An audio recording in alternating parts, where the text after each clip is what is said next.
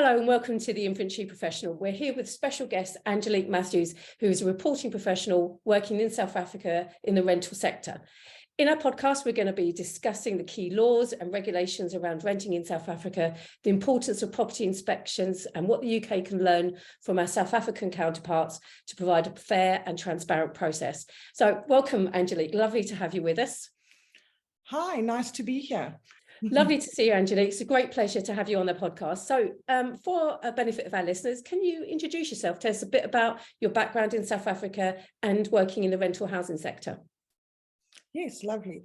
So I started my own company just over about 13 years ago. I ran it for about 12 years. And what I found is my company was based on doing property inspections for agencies. Okay. I had a few clients that involved private landlords and tenants as well, but my core base was agencies themselves. And what that involved is they would contact us, we would get involved, and we would actually handle their inspections on their behalf. And it was a very interesting 12 years because we got to know the real depth of how important the inspection was. Okay, so the type of inspections that we would handle is what's commonly known as move out or exit inspections. We'd also handle the ingoing, which is known as move in inspections. And then we'd also handle a very, very key inspection, which is called interim inspections. I've noticed in the years, a lot of the agencies don't all do the interim inspections, and I've got to tell you, it's so important. The communication that type of inspection brings to both the landlord, the tenant, and the agency, it's invaluable what you learn, because a lot of the agencies, when they'd send us out to go and do a common interim inspection, they'd find that we're going there just to check the basis, but by the time we get there, the faults that are starting, for instance, a tap that is dripping, they haven't reported that to the agency or the landlord as yet. The thing with that is, if you land up doing that inspection and you get it when that tap starts dripping, you can make sure that you're not going to create damages where the cupboards are concerned. Okay. So it's about risk mitigation, isn't it? It's about risk mitigation. Is what we do here in the UK. So you've got, and very similar to you, you've got that move in or that check in, you've got that move out or check out, as we call it, and the interim inspections, which are exactly the same. But I totally agree with you that, you know, you really got to get on top of these issues like now, rather than wait for them to become a bigger problem, which is more expense, more cost, more time issues in regards to the tenant, for the landlord. And also, I think sometimes that, you know, it can be difficult for the tenant to actually say something. Maybe they don't feel able to say, maybe the relationship with the landlord isn't as great as it could be. So by having yourself go in and do that interim inspection, you act as a bit of a broker almost, you know, someone who can, you know, handle the conversations, talk to both parties and kind of bring them together. That's exactly the point. And what was most exciting about doing those inspections is not only are you finding out what's, you know, on the landlord's behalf, what's wrong where maintenance is concerned, but even the communication with the agency is concerned. So if the tenant had a small issue, something that they'd like to be sorted out, that communication would then go through to the agency and they could then handle it before it became a greater problem.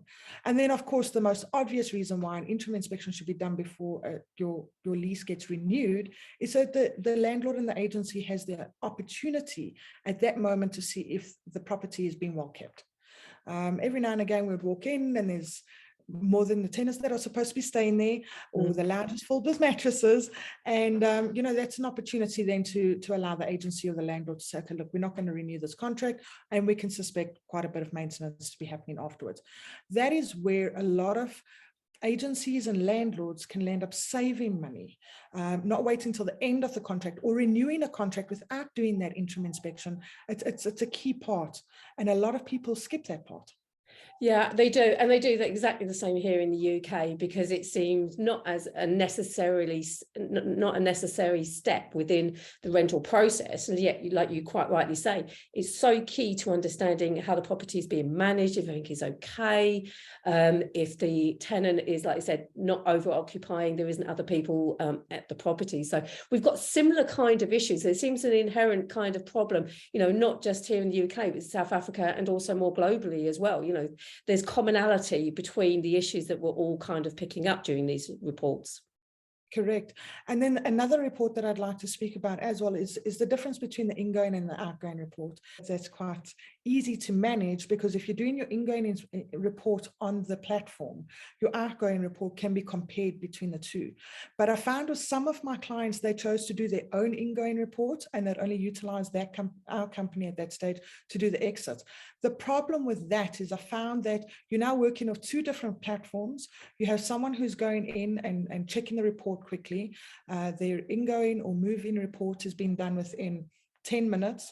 And by the time it comes to comparing it to the outgoing report or the exit report, which is now done through a platform where it takes a little bit longer, a few more photos, that comparison is not fairly, you can't compare it fairly. So comparing and making sure that your comparisons are done on the same template and using the same platform is ultimately the key point, so that you can have a description.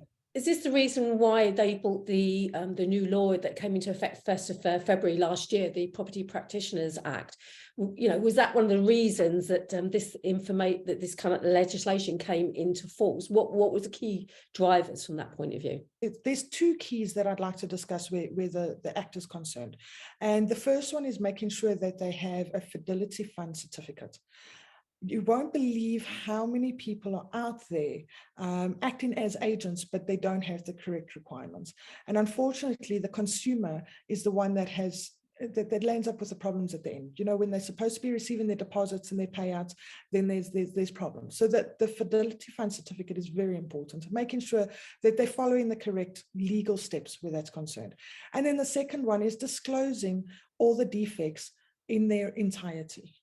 Not picking and choosing what you'd like to have on the report. And that goes for both rentals and for the sales market. And it's important. It really is. So they've standardized that report then. So they've actually stipulated what it is, because at the moment, certainly within the UK market, a lot of it is down to interpretation and what we think as inventory professionals or assessors and practitioners that should go in there in regards to health and safety, the schedule condition, the descriptions and conditions.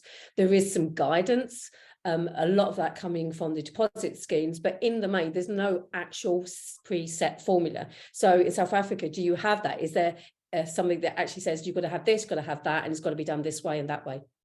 Unfortunately not. It's not. From my experience in speaking to the different agencies, and everybody, they still have their own type of list. There's no standard, and that's where I find that we're lacking in the market. And that's where I get excited when people take on Property Inspect, because we can guide them, we can help them, empower them, and make sure that they have the correct requirements where that's concerned. But as a government, that's not there. We're not there just yet. So there's still a lot of self-regulation then, even despite these laws. There are a lot of these companies and people who are using inventory software and property reporting software like Property Inspect. They are literally looking at it from a point of view, or what they understand from legislation point of view, and then trying to assign a risk management kind of ethos around it in order to help drive the information within the report. So from the UK perspective, that seems to work quite well. But obviously with the changes with the Property Practitioners Act, the fact that the consumer doesn't have the ability, or maybe necessarily the understanding about the legislation, they're still somewhat unaware. So how can you change that? What are you doing over in South Africa to make that change in regards to their information and their knowledge base? Well, I would suggest that we take it one step further and not only put it on the marketing channels or in the newspapers as much, but also let it go through to social media. Social media is your best way, your fastest way to put information out there. People, tenants, consumers, even people buying houses are not aware of the changes in the act, and that's where they get caught, and that's where they land up, and like you say, where people can still carry on with business as usual because they trust the people that they're working with, but do they know if those people are part and utilizing the act? So for the issues that actually come up and the disputes that come up and arise because of either the way the property has been managed, or maybe the actual tenancy itself has not been managed so well, what are typically the issues that come up time and time again, and how do you resolve them in South Africa? Okay, so I can answer that from an inspection point of view, having dealt with that for so many years. The biggest problems that would come up is naturally you're dealing with your maintenance. So once the inspection is done, the person that's handling the deposit will then compare the exit and the ingoing report. Okay. Once the defects are broken down, they would then approach the tenant and they would advise him this is what needs to be done. Tenant would have an option to either do the repairs themselves or they can choose to use the contractors that are on hand. The disputes arise when your ingoing and exit inspection don't talk. And what I mean by that is if the platforms are not the same, if you're not looking at the same type of reports, they can then dispute it, because if the photos are not done correctly, if they don't have the proper proof to prove that it was the state, and then the other aspect of the actual inspections themselves is when the tenants don't join on the exit inspections. It's absolutely vital that they are present. If they are present, they are already aware of what's coming toward what's been said in the inspection. But if a tenant does not join in an inspection, and from my own experience, I had plenty of tenants where they said, I can't be there. And I'd suggest them, send a representative, have someone that you trust. But if you land up doing that inspection without a tenant and then they receive their disputes and you're exhausted by the time you're moving. You can't remember everything. But when it's been pointed out to you on site, once you've received the breakdown, you're then aware of what's coming your way. From a UK perspective, often tenants don't attend the exit or the checkout report. Often there's no requirement for them to do that, because it's not until the report goes off to the agent or to the landlord will they understand exactly where potential deductions may be, and then that's when the conversation starts. So from an inventory professional point of view, often they're not getting involved in that. So they literally will do the report, hand the report over, and then the conversation will continue from there. It's very rare for us as professionals to actually get involved. So do professionals over in South Africa have more involvement in that whole tenancy process? Yes, they do. And I can understand why you would do it from that point of view. Where time is concerned, doing those inspections in an empty unit without having to go through it with the tenants, once you've done the inspection, you could do a lot more inspections in a day than what we're currently doing. Because we're doing the inspection and then going through it with the tenants and then moving on to our next inspection and having to rely on the tenants being at the inspection on time. Often they're busy moving, they're running late. So from our point of view, there's a lot more work involved in doing inspections because you're relying on a third party to be there. From your point of view, I can understand why you do it that way, because like I say, where time is concerned, it saves. But with us, it's a requirement. It's a requirement for them to be there. It's a safety. They need to be able to have a say while they're on site. So is it requirement within the Act that the tenant needs to be there? And what happens if they're not? What is there a penalty for not being there? So from our point of view, if a tenant's not present at an inspection, they would then require to give us formal notice, whether it be in writing, via email, or some form of notice stating that they chose not to be at the inspection. And the reason for that is, once the inspection, if there was a dispute and it went to the housing tribunal, they would want to know why the tenant was not present during the inspection. So it is a requirement, it was a requirement. Once the dispute came up, why they were not present at the inspection. It's required for them to be there, to sign it off on site. So does that mean then you've got to show a whole kind of audit trail in regards to inviting the tenant to the checkout, and also then recording if they don't attend and why they don't attend, and any attempts to effectively get them to be there? So all of that has to be part of your evidence bundle, as it were, for the tribunal should it go to dispute. Oh, quite correct. So what we would do on behalf of our clients when I still ran my company is we would start with an introduction email. It would explain the steps of the inspection itself. It would also explain how long it could take us plus minus to do the inspection, a requirement of making sure that there's a certain amount of electricity available on the prepaid meter, so it would rock up to a unit that's in darkness, and then also advise them that they need to be present for the inspection. So we'd start with the email. Some tenants would reply back with an email advising us of a date and a time that would suit them. Great, inspection booked, it's done. Others not so lucky, we would then go follow up with calls, and we'd even go as far as WhatsApp messages. We found that WhatsApp as it's not as professional, but it kept the audit trail going, and it allowed us another form of communication that a lot of tenants would respond to. I suppose that's one of the benefits now of the software, and certainly within Property Inspector, you have the management side of it in regards to messaging, so you can actually showcase that and also give tenants the ability to book an appointment, to be able to decline that appointment and to rebook it. So again, you're adding different layers in to that evidence portfolio, should that then come to dispute at the tribunal. So with all that in mind, do you actually typically get issues resolved before it gets to tribunal, or do they always end up in tribunal regardless? No. So you do get to handle your issues, and especially if you've got the evidence that you need. So should a tenant turn around and say, I feel that I am not responsible for the cupboard door that is broken, they could then refer back to the inspection and the photos that were taken. They were at the unit when the inspection was done most of the time, and it would then get resolved. So a lot of disputes are resolved automatically through the inspection and the fact that they were there. And that's why it's a requirement for the tenant to be there, because it automatically, it keeps the agencies away from the tribunal, because you're already in the communication there. A lot of the disputes that end up going to the tribunal, 90% of the time is lack of communication. If the tenant wasn't part of the inspection, or if the ingoing and the exit cannot be compared decently, then those are the type of typical that would land up at the tribunal. So do you find then, because you've got obviously these regulations in place, there's so much attempts, or so many attempts made to get the tenant to be present at the checkout, that they actually, the two parties work well together in regards to the landlord-tenant relationship? Would you say that's a good relationship, or how do you measure it against, say, the kind of relationships we have here in the UK?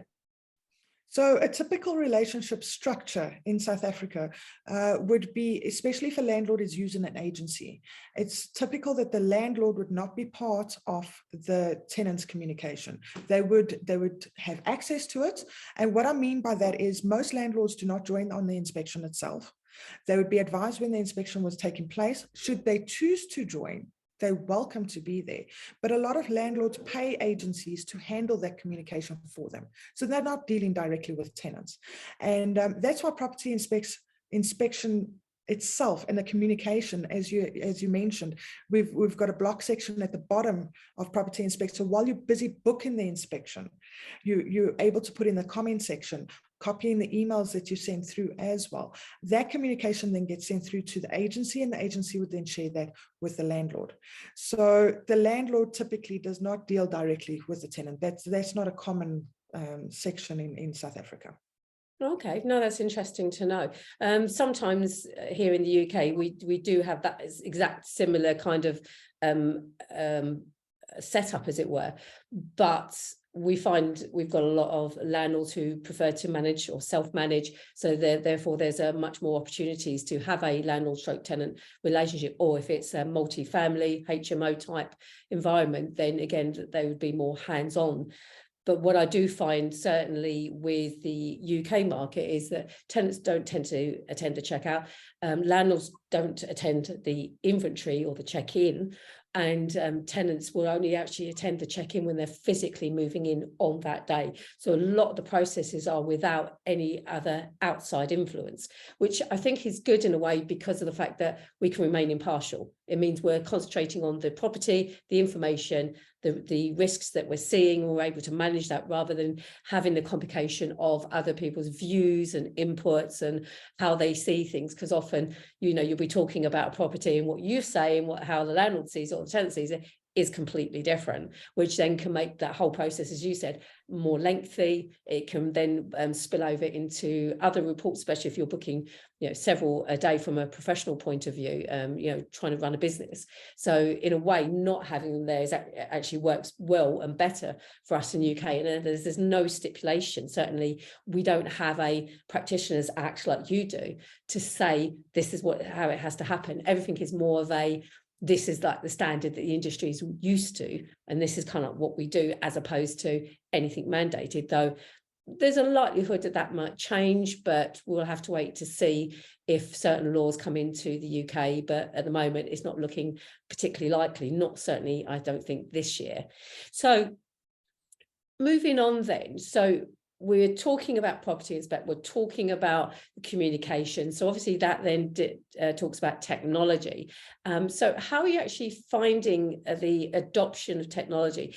Is it having the impact that it was predicted from last year when the Act came in? You got the technology, got the different options in regards to apps, and obviously Property Inspect is very much a focus and a core provider within the South African rental market. Has the adoption been good? People found it easy to understand, or are they struggling a little bit? It's a very interesting question that you have there, because I recently went to a conference with a partner of ours. And at the conference, I was astounded to see how many agencies and large corporations that are still doing their inspections via pen and paper. And once we got to speak to them and have a conversation, most of them didn't know that something like us exists, Property Inspect, which I found very interesting. And, even if those that did know about Property Inspect or other softwares that can handle this, they are scared of the change.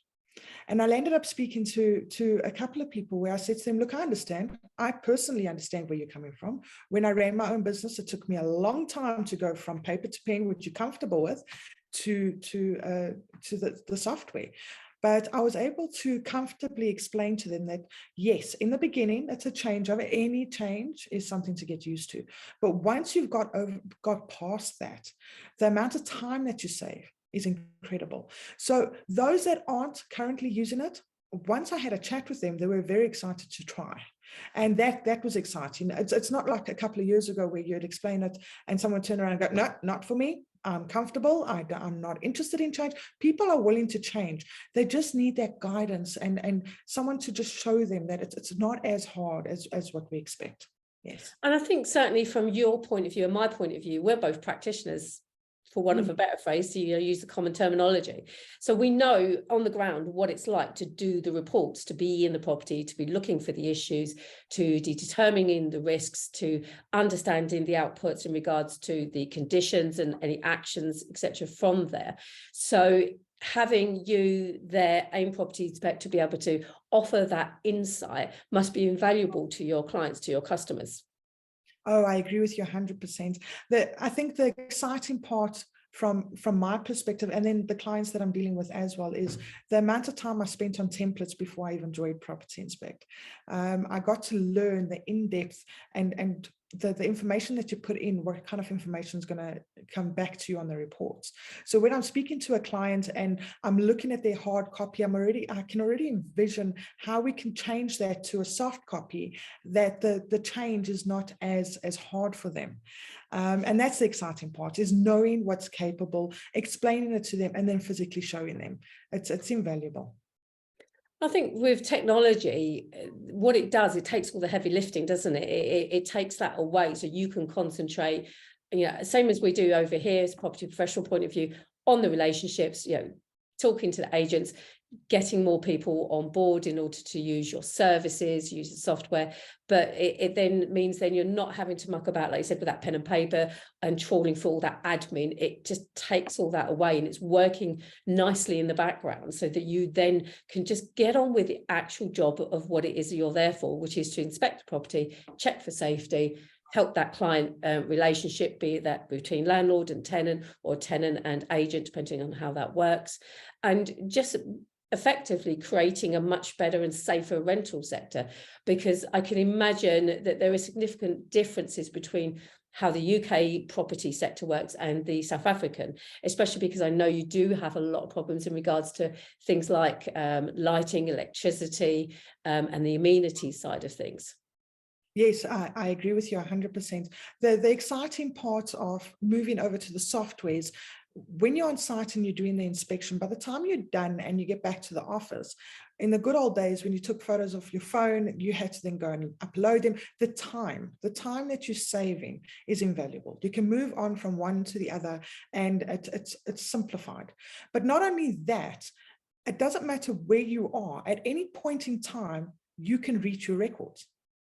And from an owner's perspective, whether it was when I was running my own business or for an agency, if they pick up a query, they don't need to be where the files are saved. They don't need to be where the hard copies are. They can simply open their phone, they can go straight into it. If they need to have a desktop view, they can open up their laptops, they can go and have a look at the report, they can have a look at the photos. But even on site, if a query comes up, you can open the inspection, you can open the inspection that was done 3, 4, 5 years ago.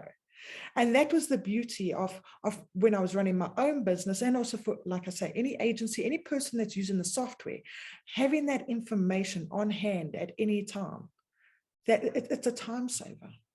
Yeah, and that is so important when you're running your own business, regardless of whether you're here in the UK, whether you're in South Africa. It's like you said earlier on, it's about how many jobs you can do. And obviously, if you can make that process so much more efficient, then you can effectively take on more jobs, you can create more income, your revenue stream is much bigger, you're able to maybe work with other providers depending on how you structured your business. And all of that is because you've got all your kind of processes, your terminology, your methodology all sorted, so that it's very clear, everybody knows what's happening, when, how, and the job just gets done. That isn't a dumbing down, because I had a conversation with someone a little while ago. So, by using technology, you're just dumbing down. Actually, you're not. What you're doing is make it efficient. You're making sure that the pure detail is captured all times, every time, and methodically, so that it doesn't matter which agent it is, doesn't matter which tenant it is, what property it is, the quality of the process is exactly the same. And that's where you build in consistency, and technology helps you do that. Pen and paper just can't, because certainly some of the reports, or the old reports I've seen, it's almost like reading a doctor's signature. You haven't got no idea what it says. I started off there, and a lot of my inspectors had that doctor's handwriting. I hired an admin lady. I said, "Can you do this?" She said, "Yes, I can." And as soon as we moved over from that, because like I say, not only is it a doctor's handwriting, but when you're doing 7 to 14 inspections in a day, you start shortening your sentences, you start taking shortcuts, you start using abbreviations. And when you look again, not only is your report unprofessional, but it's not legible, and it won't hold up the tribunal. So, and this is where it also saves time. It's not only what you're doing today, what you're doing right now, but how it's going to help you to resolve your deposit firstly, and then secondly, if it does land up in the tribunal, you have all your ducks in a row. Everything is the same. So, and it's future-proofing it, isn't it? It's future-proofing, because like you said, if you're not able, you won't remember every single property, although I think in the main, most professionals actually do. You'll go past one, done that one, done that one, done that one.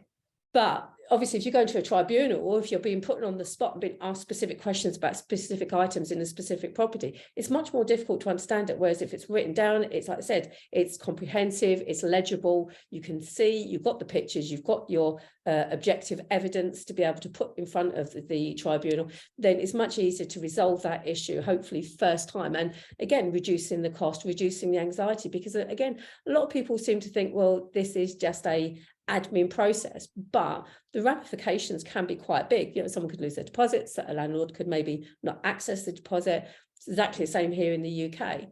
And if you've got all that information, as you said, got your ducks in a row, then the likelihood is that won't happen. A fair outcome hopefully will then be able to be reached, and then going forward, everybody's a little bit more aware. There's always learning to be had, I find, no matter how many times you do a report, how many times you run a business or work with someone, there's always a bit of learning to be had. I agree with you. And just elaborating on that for a second, we must always remember that the software and the program is only as good as the information that we put into it. And I try and remind my clients, the activity log that you have in Property Inspect is only as good as what you've put in there. So when a tribunal approaches you to go and see them, you're aware of which property you're working on. But if you were to log your activity, log your communication before the inspection even starts, because yes, I agree with you, we all know which properties we've inspected, we all know which properties we've worked on, but can you remember exactly every conversation you had with every tenant, with every excuse on why an inspection couldn't be done or why an appointment changed? No. And that is coming from experience. So the activity log, logging all the details in there, then doing the inspection, doing it as thoroughly as what you possibly can, and then having all of that information go with you to a tribunal, well, then you've got your ducks in a row. Then you can help yourself. Exactly that. And at the end of the day, you're helping your client, aren't you? You're making sure that they're protected. And the client, again, we always look at clients as being the agent or landlord, but that is equally the tenant as well. They are all clients, they're all stakeholders in this process. So it's about looking after all of them rather than maybe, you know, specifically focusing on one element or one person or one agency, because, you know, that are involved in the actual rental process. I think if you can hit the markers for each of those stakeholders, then everybody is fairly managed. The conversation is fairly itemized, and like you said, then you've got that should you need to it going forward for any tribunal or for any dispute, which hopefully, like I said, 9 times out of 10, certainly from a percentage point of view, I think less than 1% of all tenancies in the UK go to dispute. I don't know if you've got a statistic on yours. I don't have a fair statistic, but I can share it with you. Not every dispute goes to the tribunal, and the disputes that I heard that did go through to the tribunal when I was running my own business, usually, like I said, it was communication. It was very, very few. But I'd like to say that before we came on board, before we were doing it, they had a lot more disputes because the communication wasn't running fluidly. They were doing their inspections on paper and pen without even a template. So there was really nothing to work with there. So like I've mentioned, it's not that they go, but prepare every inspection as if it was going to go for a dispute. And then you're going to equal it out. Yeah, absolutely. And that's exactly what I say when I train anybody. My view is you aim every single report at the adjudicator. You give them all the information they need to be able to do their job fairly, firmly and comprehensively. And then any adjudication result will be exactly that. It will be fair. Whereas if you aim it at a landlord, then you tend to have a little bit of bias, same as an agent, same with a tenant. So I often say, especially depending on the makeup of the training course, will be, I don't really care about everybody else. The only person I care about is the adjudicator. So if I can get them right, everybody else is protected. So totally agree with you. So it's nice to see that we're kind of working along the same kind of lines where, we're from a UK perspective, South African perspective, we are aiming in the same kind of direction. We have the same kind of ideals and working processes and professionalism as well. So bringing this to a close, is there anything specific you think that the UK market can learn from South Africa in regards to, the Property Practitioners Act, or just generally what you do that maybe that we could do a little bit better? To be fair, I'd like to be able to spend some more time with you to gain more knowledge from your perspective. This alone, I've learned some things where I thought, I didn't know you ran it like that, or you did it like that. I think we actually can learn from each other. And I think the best thing to do is maybe spend a little bit more time, do a few more podcasts here, dive in deeper into what we do and what we take for granted, or we assume that's how it works worldwide. Let's not assume. Let's dive into those and learn from each other. That's what I'd like to take away from the podcast today. Lovely. I mean, certainly from my point of view, I think having a I think from having a Property Practitioners Act really does help cement both our role as professionals, but also the process. Because at the moment, it's very much a nice to have. Most people have inventory reports, but there's nothing cementing it within the lettings process at the moment. It's just almost like a given that you'll have it, but to have it cemented, to have that then ability to refer back to it and say to a tenant, to a landlord, you are held accountable to this act, that I can see the benefits of. Whether the UK will ever bring that in, I do not know, but I think it's a good barometer to see how it's working in South Africa, to see how then we could potentially use it here in the UK. So I think that that's something that we could definitely take forward. And as I said, it would be great to kind of dive much deeper into what we do, the nuts and bolts of our actual processes, to really understand exactly where we can gain some learning. But again, I've learned a load today as well. So thank you so much, Angelique. It's been an absolute pleasure talking to you, and I hope we get to talk again soon. Oh, we definitely will. This has been absolutely a pleasure. It's been lovely talking to you. Lovely. Thank you very much. Well, thank you very much for everybody joining us today on the Inventory Professional Podcast. We look forward to speaking to you again soon. Thank you.